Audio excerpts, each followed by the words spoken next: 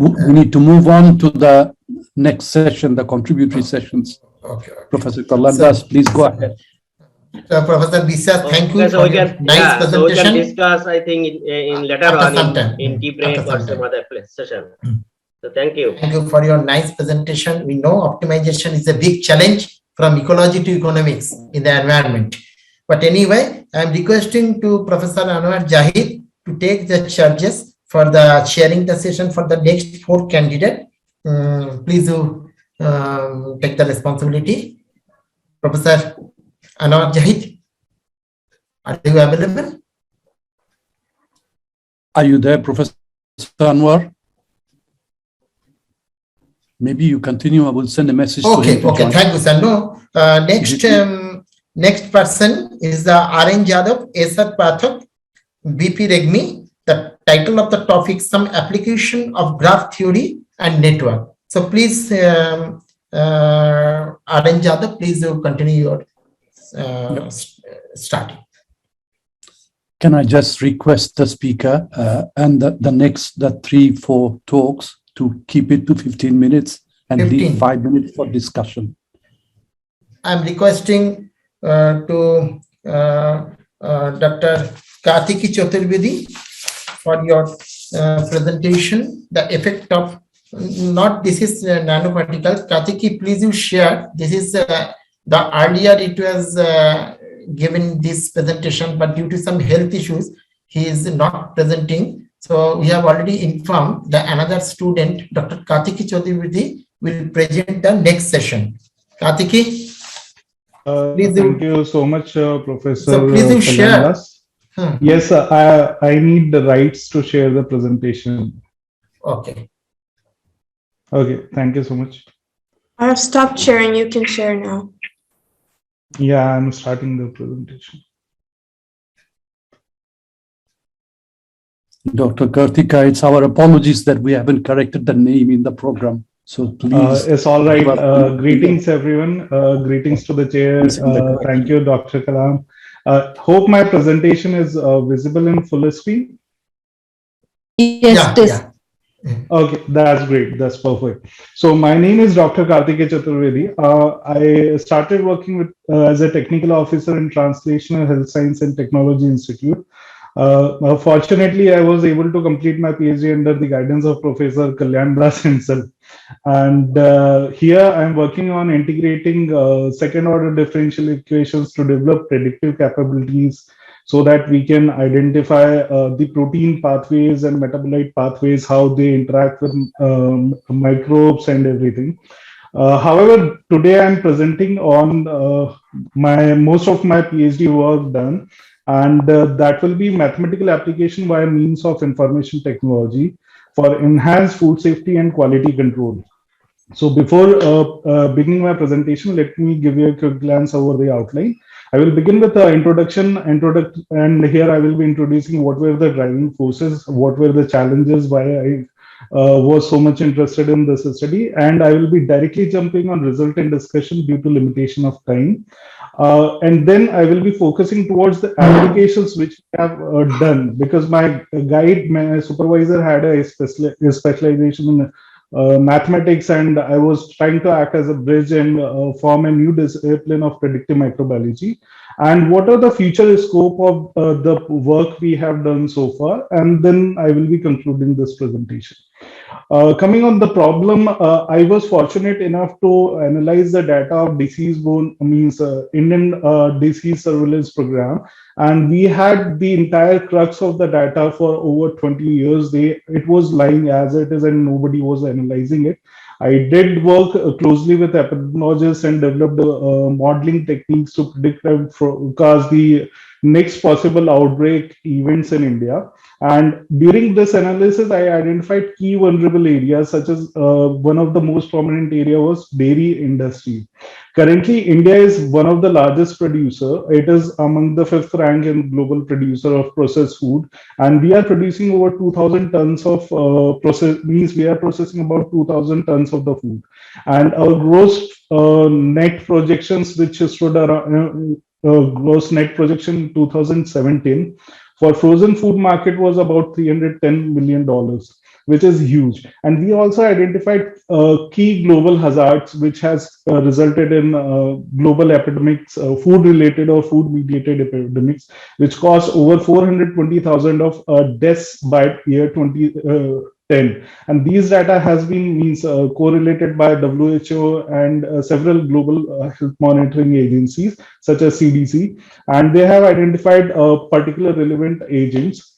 And during our analysis, we also identify the main sources because of which these food has been recalled, and what is the driving force or what is bringing down our food industry. And we identified that 47% of food recalls were contributed or consequence of microbiological contamination. And then we went further and we tried to identify what are the causative agents, and we identified Listeria monocytogenes salmonella.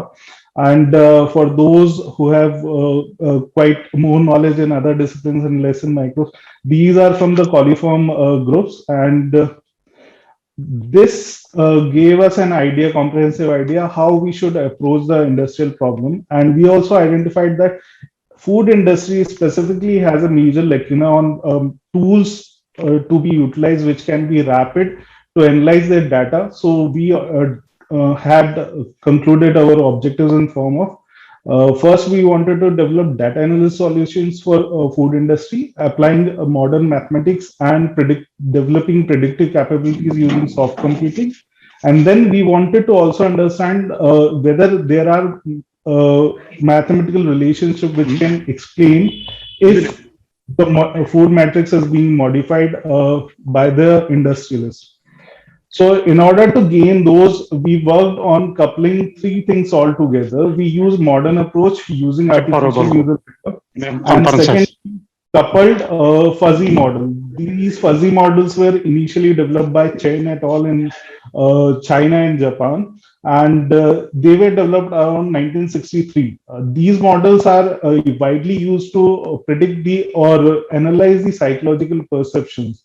Since psychological perceptions are usually on nominal scale, it is very hard to deduce a conclusive information from them. So what we did was a further enhancement of those models. We also integrated our temporal axis, the time axis, so that not only at one particular point we can identify or distinguish different products, closely related products, but we can actually understand how the products are going to behave from a consumer perspective and predict those behavior, that how the consumer will be responding if our product is constituted like this. For this, we also did experimental validation. For experimental validation, we considered paneer as a matrix, and then we utilized trained sensory experts to collect the data, and we also trained some of the students so that we can have a homogeneous data from more population. And about 1,000 discrete time intervals we have utilized for this thing. So this was the data, consolidated data form, which we use for experimental validation. Coming on the artificial neural network, the design of the neural network ranged between 1 to 40 neurons on each layer. And we constituted our neural networks on 3 layers. One was the input layer, second was the hidden layer, and third was output layer. Directly, the input and output were directly corresponding with our variables. And for computational purposes, we use Leeuwenberg-Marquardt algorithm with backpropagation feed-forward network. And the Leeuwenberg-Marquardt algorithm was further modified to enhance its predictive capabilities using Heisenberg matrix approximation in Newton-like update. For predicting one judge's behavior on one particular parameter, only 7 neurons were sufficient in hidden layer, which gave us the best possible R-square values and RMSEs.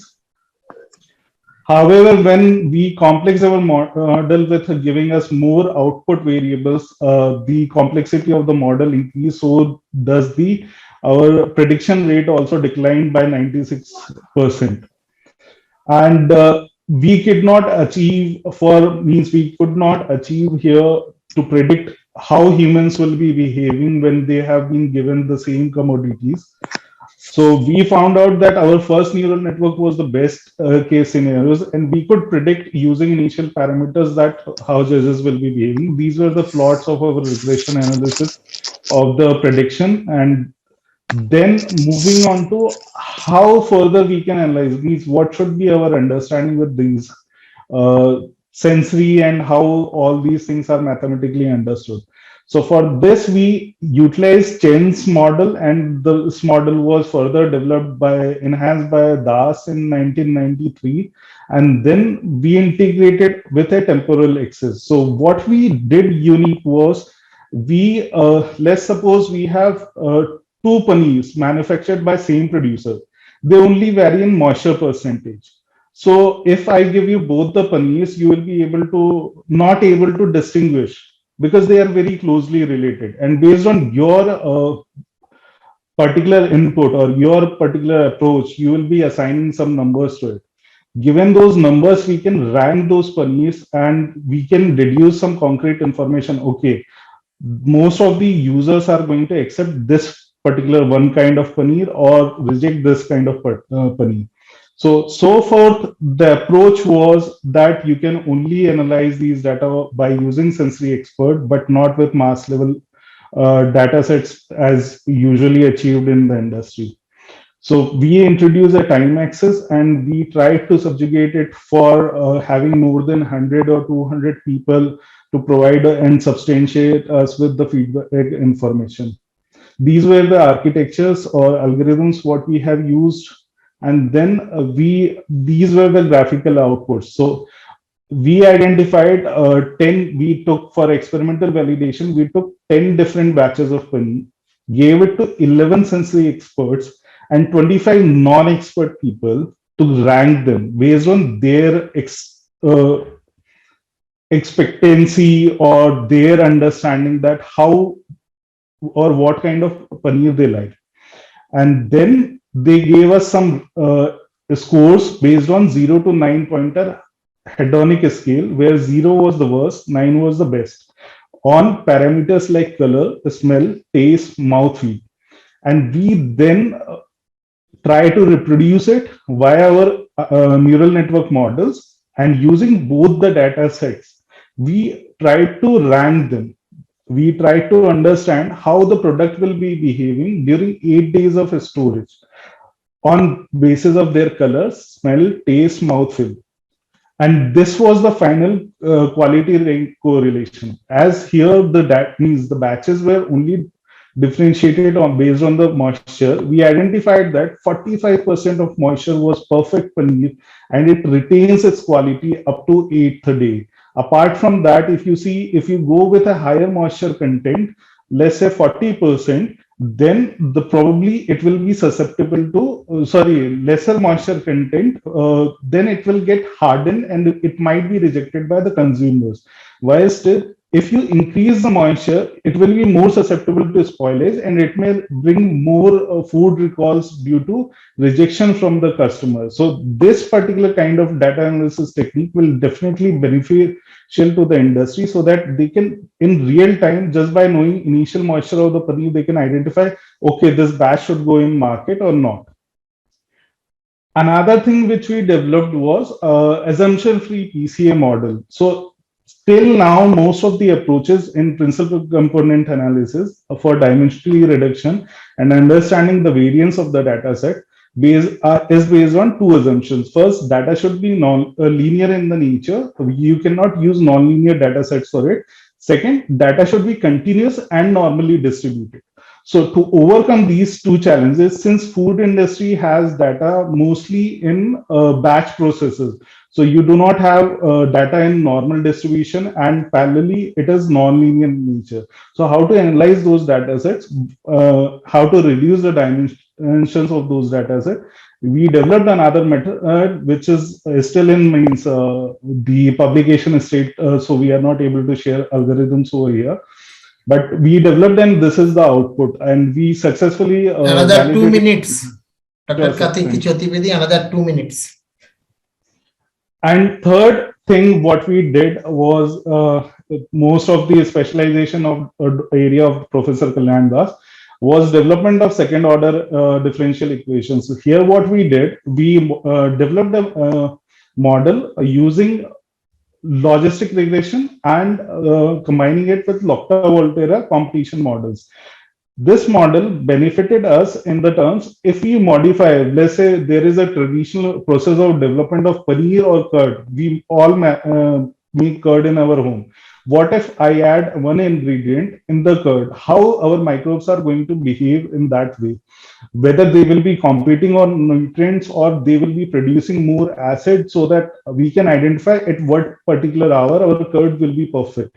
So we combined three different substrates in this model or dependencies in this model and experimentally validated our model. So these were the substrates, for example, lactose and lactic acid we considered over here along with the pH production. Here the value 1 resembles if we were getting model output, or there is a variable constant parameter. If we are getting the parameter value between 0 to 1, it means that one species is dominating over another species. If we are getting a value between -1 to 0, that means that this particular species is inhibited by other species.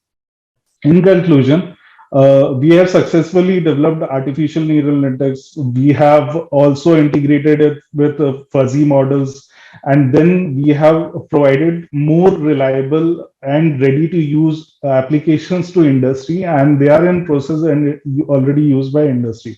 However, we identified that there is a huge scarcity of data, and we all need to join hands to substantiate data, and from people from multiple disciplines, mathematics, computational biologists, predictive microbiologists, biochemists, we all need to come together to develop more robust techniques which can be readily applied by food industries, since it has massive exposure area. In conclusion, this research work would definitely address significant issues pertaining qualitative analysis, prediction of notorious foodborne pathogens, and preventing food recalls and preventing industry from suffering losses. Talking about feature scope, I will just skip to the application part. This is the applications which we developed using our algorithms. So this is a real-time application which can, just by clicking photograph of the paneer, it is specifically created for paneer, just by clicking photograph of the paneer and collecting your geospatial location and collecting the weather data based on your geospatial location, will be giving you a real-time prediction that how long you can store the paneer or whether it is ready to be consumed or not. So these will means it is very easy to use interface, is still in development stage and beta trials. Atiki, your time is over. These were the publications. So I'm done. References I use. Thank you so much for your attention. I can have questions if you have all. Any question from the audience? Okay, I have one question, because you have put a really interesting presentation. Okay, where you're using fuzzy logic to filter data, and then you build the neural networks to model it. Yes, sir. So basically, you have a very big dependence on lots of good data. Yes, sir. I presume you're using fuzzy logic to filter that. But no, sir. I use neural networks and fuzzy logic in petroleum engineering. This is the big challenge: how to get good data. Because if you put junk, you'll get junk modeling. Exactly, true. For this purpose, we have collaborated with many stabilized industries, and I myself has conducted those trials, and we produce the data in controlled state, and we are continuously getting data from them. They have a rigorous monitoring program in India. So based on those monitoring programs, they have to collect information, and those information is submitted to regulatory bodies. We have direct tie-ups. We have been collecting data from them. We have our own lab generated data. We use all those data, and then there is a thing, like most of the time what we see is, to meet the regulatory guidelines, some of the operators manipulate the data. And we get those kind of data. So that's why we developed the fuzzy model, so that we can identify outliers and eliminate the bad data sets. Thank you. Any question? Thank you, Dr. Kartiki Chaturvedi, for your nice contribution. Now we are requesting for the next candidate, Muhammad Saifur Rahman, R. Nasreen, and Professor Vishas. The presenter is the Saifur Rahman. The title of the topic is a mathematical modeling and optimal control of brain encephalitis caused by genetic transmitted viruses. So please share your. Yes, Assalamu alaikum, sir. Yeah. I'm Saifur Rahman. Okay, thank you. You are having 15 minutes plus 5 question answer. Okay, thank you, sir. Here is my presentation. I am MD Saifur Rahman. I am PhD researcher from Bangladesh University of Engineering and Technology. And my supervisor is Dr. R. Nasreen Madam, and co-supervisor is Dr. Haidar Ali Vishwas, sir. They're the co-authors of this paper. And my topics is there, the mathematical modeling and the optimal control of brain encephalitis caused by zoonotic transmitted virus. So exactly these topics have the outlines, introduction, motivation, and these are the outlines there.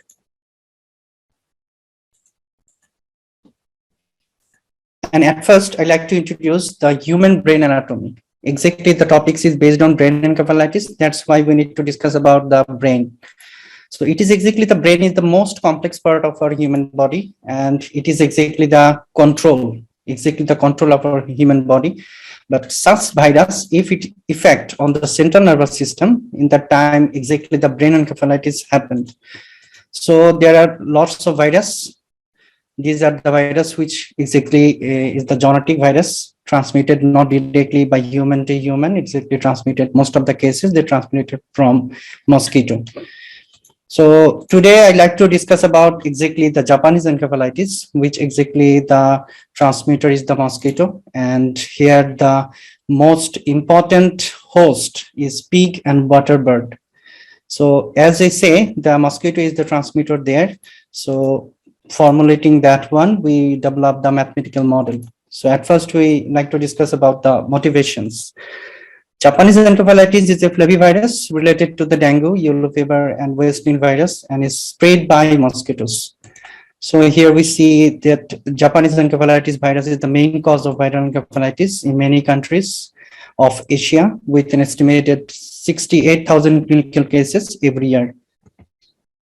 So according to the WHO report, around 24 countries, Southeast Asia and Western Pacific regions have endemic JV transmission, exposing more than 3 billion people to risk of infection. So they say safe and effective vaccinations are available to prevent Japanese encephalitis, who recommend that Japanese vaccinations be integrated into national immunization schedules in all areas. Besides this, globally, an estimated 30,000 to 50,000 human Japanese encephalitis cases occur annually, and about 30 to 50% of survivors develop long-term neurological and psychiatric sequel, though it is still underreported. Then exactly the main motivation behind selection of these topics is to address the unawareness of this disease, especially in Bangladesh and in its neighboring countries, when there persists probability for the outbreaks of this disease. And objectives is that one, Japanese encephalitis is most important cause of viral encephalitis. Here we say in this mathematical model, formulation of mathematical model, I just divide into 3 classes. The first one is human population, second one is mosquito population, and the third one is pig population. And to determine the basic reproduction number and the stability of the disease-free and the endemic equilibrium points, numerical computations and graphs are also presented to validate the result. There's some background of this Japanese encephalitis virus. The first graph shows the reported 2012 to 2017 in the Myanmar, and exactly this second graph indicates in which cases it exactly affects. After that, mathematical formulation. Here, as I say, I just divide into 3 classes. The human population is divided into susceptible, vaccinated, infected, and recovered. So you may say it is SBI model. Whereas when I consider the mosquito, we just consider susceptible and infected. And for pig, we consider susceptible, vaccinated, and infected. So following that one, so total population, we may divide into 4 classes like susceptible, vaccinated, infected, and recovered. And this is the formulation of mosquito, and that one is the pig. So before formulation of the mathematical model, we need to depend on the field-based examples, exactly how it works or how it spread. So there, the Japanese encephalitis mosquito is exactly the vector, and pig is the reservoir. Sometimes we may consider pig instead of pig. The water bird is also the reservoir. So there we consider the vaccinated and unvaccinated birth rate. So this one is considered as 1 minus alpha 1 into lambda h. And there we consider the standard incidence rate of infected mosquito population, and it is in the form of B, exactly number of bite. Exactly when a mosquito bite in a pig, and then it will able to spread the virus. So that's why B is considered there, beta mn and IM by NH. So considering all this perimeter, we finalize that this one will be the mathematical model, which is with respect to the susceptible human population. After that, we consider that one, which is for vaccinated population. Among this, another subclass is there, infected, and this is the recovered. So in every cases, the continuous vaccination is considered as alpha 1 only for the human population. And when I vaccinate the pig, and the time we consider it is like alpha 2. And some after vaccination also, some people converted to the susceptible, and that rate is say beta 1. Here we consider the mathematical model of mosquito populations and pig populations. This is exactly the flow chart of the schematic diagram representing the transmission dynamics of Japanese encephalitis disease in pig, mosquito, and human. After that, following deterministic system of nonlinear ordinary differential equations is the model for Japanese encephalitis virus. The first 4 one is the human population, the second 2 is the mosquito, and for the last 3 is for pig. Exactly there we develop 9 different ordinary differential equation to formulate the mathematical model. So we rewrite the equations in notation form for better calculations. The system is reduced to like that one, and initial value we consider as greater than 0. This one is the notations where we consider some values like A11, A13, and A14 for better calculations.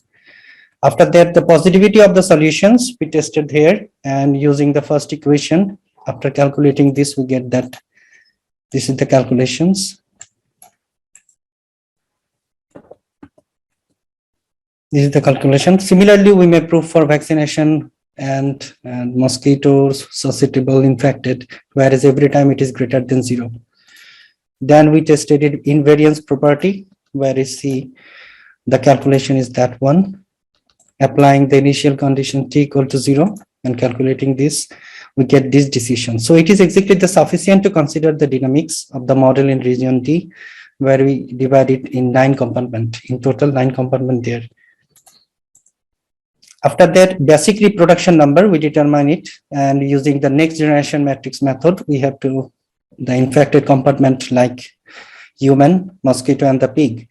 And Jacobian matrices we apply, and calculating this, exactly these 3 disease classes, infected human, infected mosquito, and the infected pig.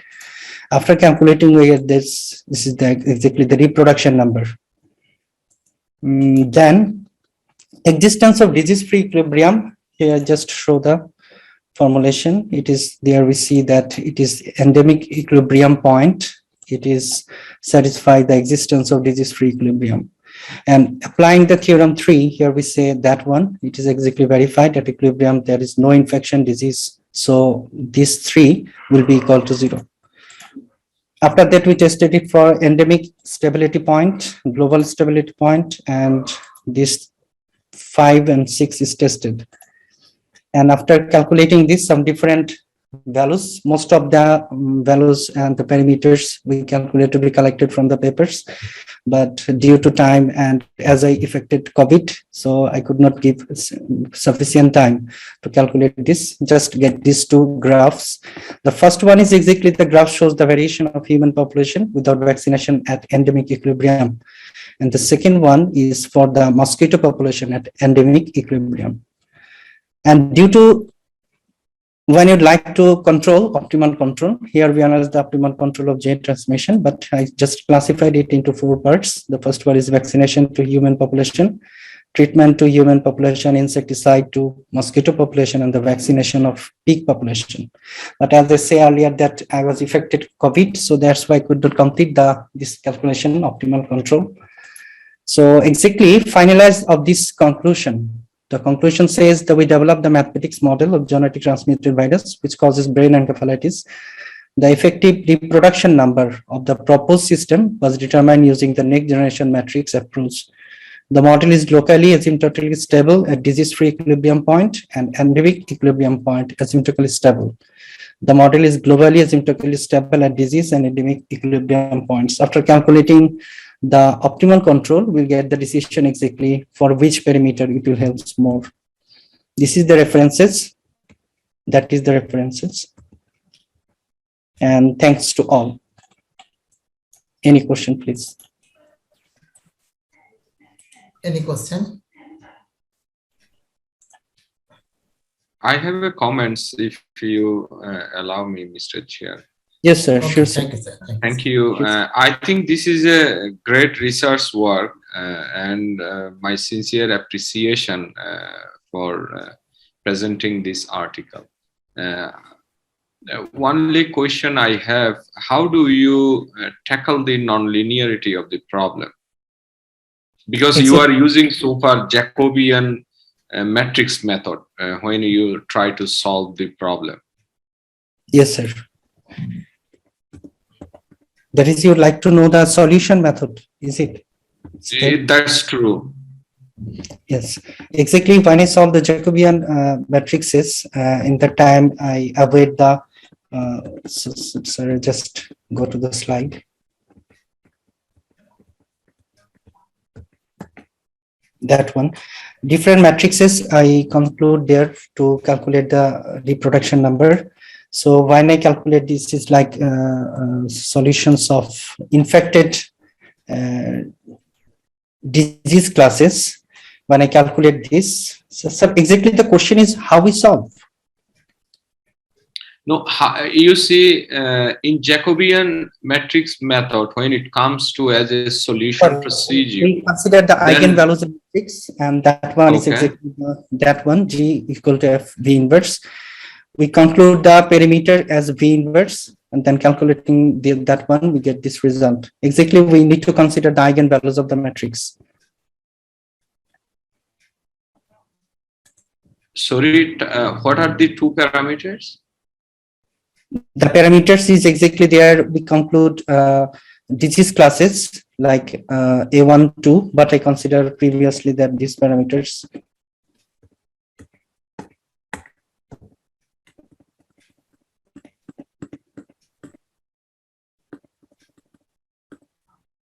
These parameters.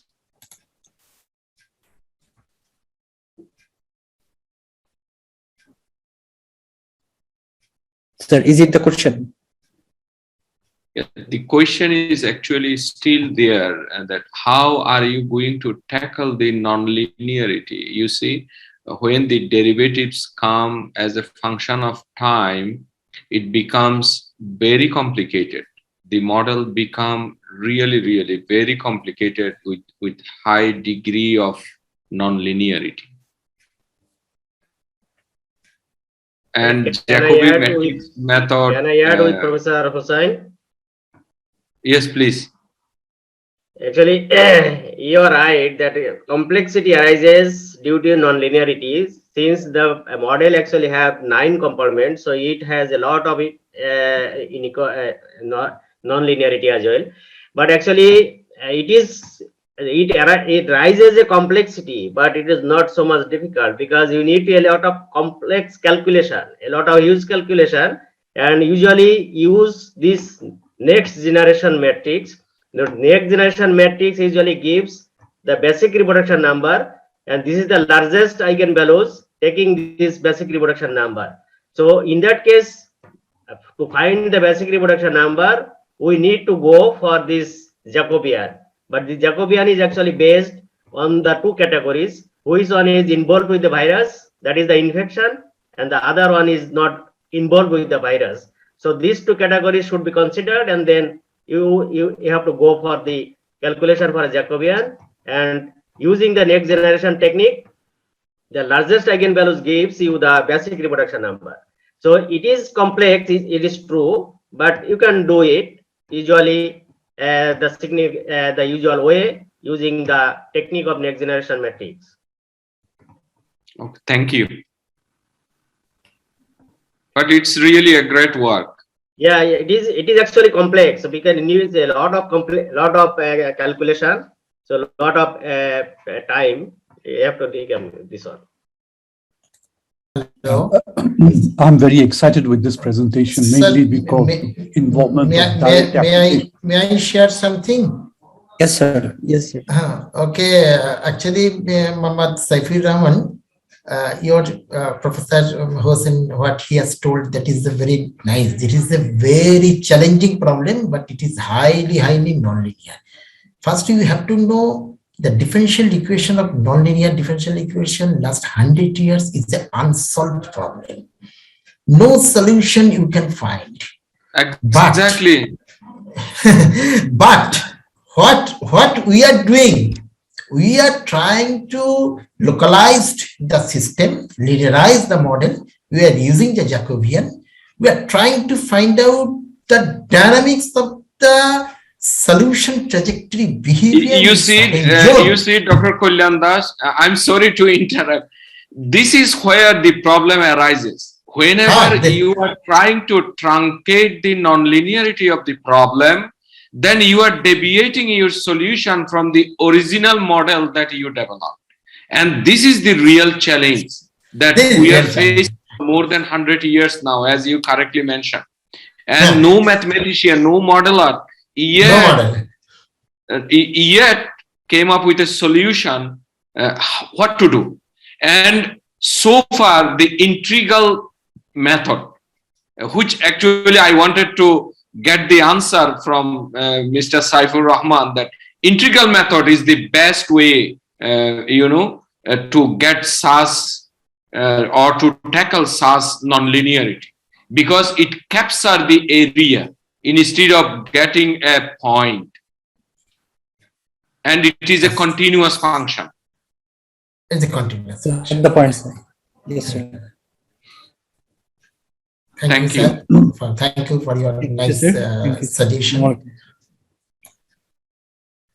So, thank you, Muhammad Saifur Rahman, for your nice contribution. I'm requesting for the next presenter, Parveen T, K.N. Islam, and Iqbal M. Islam. The title of the topic, the role of mathematical modeling to assess the significant effect on the abuse of social media. So please. I want to share my screen. Okay, it is visible right now. We can start. You have 15 minutes plus 5 minutes question answer session. Okay. Yes, sir.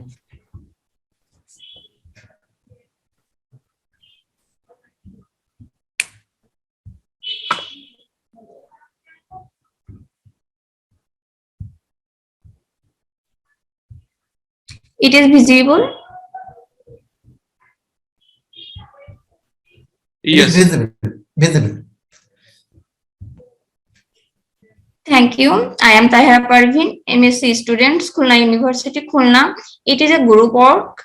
The title of our paper is Role of Mathematical Modeling to Assess the Significant Effect on the Abuse of Social Media. Here is the outlines. These are motivation, objectives, mathematical model formulation, mathematical analysis, numerical simulation, and conclusions.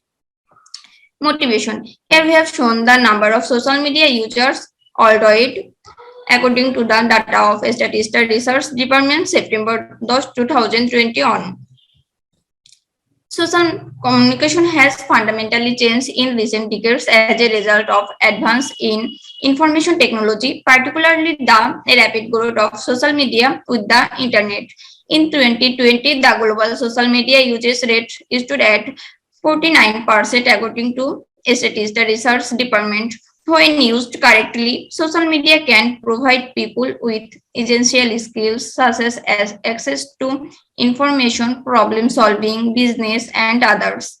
On the other hand, individuals who misuse it have a negative impact on them. The most significant negative effect is the abuse of social media, which is similar to gambling, alcohol, and drugs. On average, internet users spent 144 minutes per day on social media in 2020, that increase of more than half an hour since 2015. There were 45 million social media users in Bangladesh in January 2021. According to data reported 2021, the number of social media users in Bangladesh increased by 9 million between 2020 and 2021, and it's equivalent to 27.2% of the total population in January 2020, according to the data reported 2021. Statista Research estimates that more than 10 million people worldwide suffer from addiction to social media and the internet. Teens who spend more than 5 hours a day on their smartphones are twice as likely to experience depression symptoms. Not being on social media causes the fear of missing out in 34% of young adults.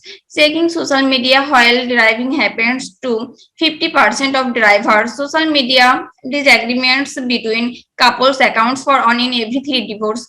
40.6% of young adults complain their sleep has been affected by social media. 7 in 10 teens who use social media for over 5 hours are at higher risk of committing suicide.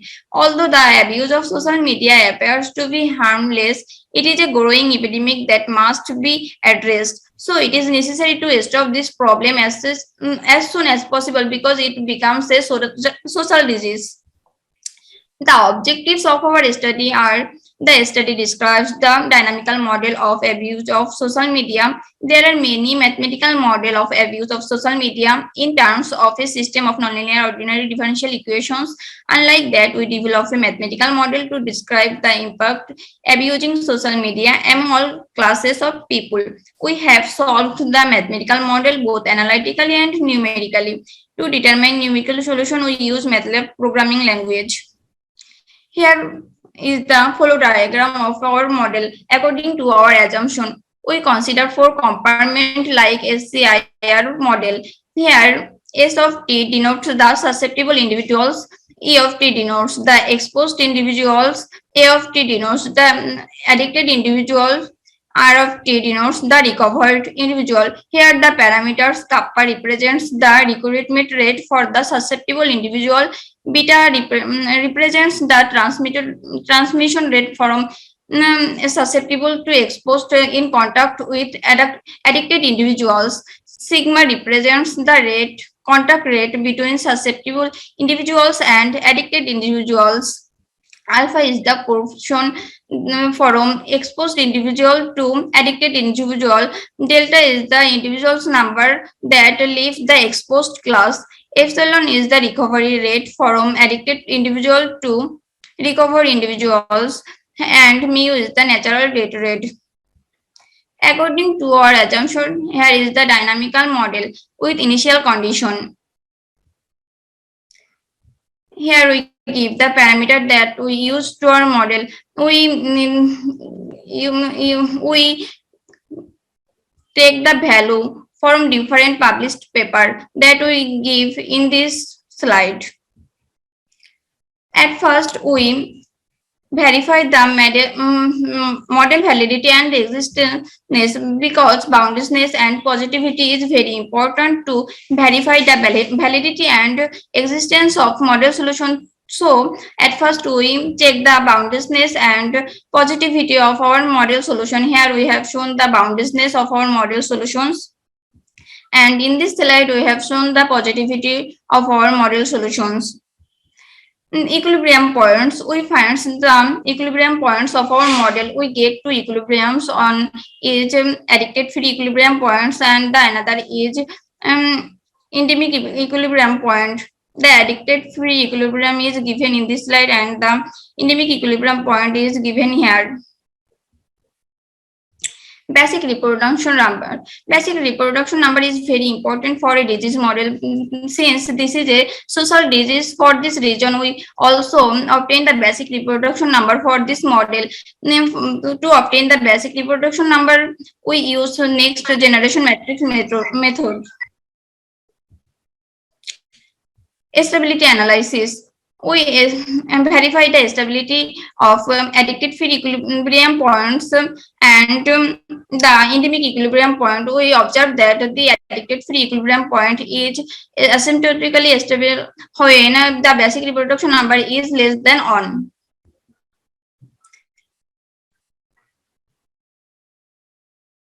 And the endemic equilibrium point is asymptotically stable when the basic reproduction number is greater than 1. Sensitivity analysis. We find the sensitivity analysis of basic reproduction number using normalized forward sensitivity index method.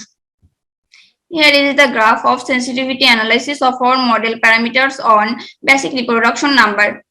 We see that the portion of exposed class to addicted class is increasing and the transmission rate and also the contact rate increasing, but the recovery rate and the due to abuse of social media is negative. That means the alpha, beta and sigma has the positive effect on basic reproduction number, whereas the epsilon and rho has the negative impact on basic reproduction number. Numerical simulation. Numerical analysis is the study of algorithms that use numerical approximation for problems of mathematical analysis. Numerical analysis will help us to understand the model more accurately. The model has been solved numerically based on the respective parameters. We have conducted numerical computation using Ranjigupta method in MATLAB. By using the parameters, we have solved the model numerically in order to describe the dynamics of abuse of social media and the effect of it among the people. And this is the social trajectories of the model compartments. We see that the susceptible population is decreasing with time, the exposed class is increasing with time, the addicted increasing with time, and the recovered population is with time, but slowly. Exposed population for different values of transmission rate, we see that with the increasing values of transmission rate, the exposed class is also increasing. This is show the variation of exposed population for different values of portion of exposed class to addicted class. Graph we show the value of alpha, the number of exposed is decreasing. In this graph, we show the effect of transmission rate on addicted population. We see that in the increasing value of transmission rate, the number of addicted population is also increasing. Here we have shown the effect of alpha on recovered population. We see that with the increasing value of alpha, the recovered population is also increasing. In this graph, we have shown the effect of epsilon for in the number of recovered population. Here, epsilon is the recovery rate from addicted population to recovered population. Here we have shown the phase portrait for different values of sigma. We see that we see that the values of increasing of alpha, the phase portrait becomes stable. That means when the contact rate between susceptible and addicted population is increasing, then the abuse of social media is also increasing. Conclusion: from figure 5 and figure 8, we can conclude that if we reduce the transmission rate of addiction to the susceptible individual, then it is possible to control the addiction. Figure 6, figure 7, and figure 9 shows that if we can reduce the proportion of exposed individuals that join addicted class, then it is possible to control the transmission of the addiction of social media, and thus we can reduce the abuse of social media. Also, we can increase the recovered population. Figure 6 also indicates that if we reduce the addicted population, move to the recovered compartment either through education and or treatment, then it is possible to control the addiction. So we can take the control as the efforts intend to prevent the susceptible from contacting with the addictives by an advertisements and educating the population about the negative impact of social media and an appropriate treatment measures mentioned in the introduction to recover from the addiction. So it is expected that the proposed model can be helpful for the experimentalists who are associated with the research of the abuse of social media. It may be helpful for the stakeholders and policymakers to use the integrated strategy to combating the effect of the abuse of social media on the population. Here are the references that we are used in our study. Thank you for your kind attention. Thank you. Any question from the audience?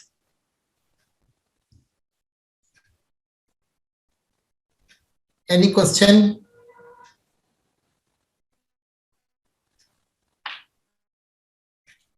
I think this is another good research work from Professor Bishwa's group. Thank you very much, Professor Bishwas and your associates. Thank you. Very, very nice presentation also. Thank you very much. But one of my queries is that you try to find the relation analytically among the parameters from which you can correlate the analytical result and maybe compared with the computer simulation. So biologically you can predict something, but that is very difficult sometimes. But you try in your next time, that will be very helpful for developing the paper. There is my perception.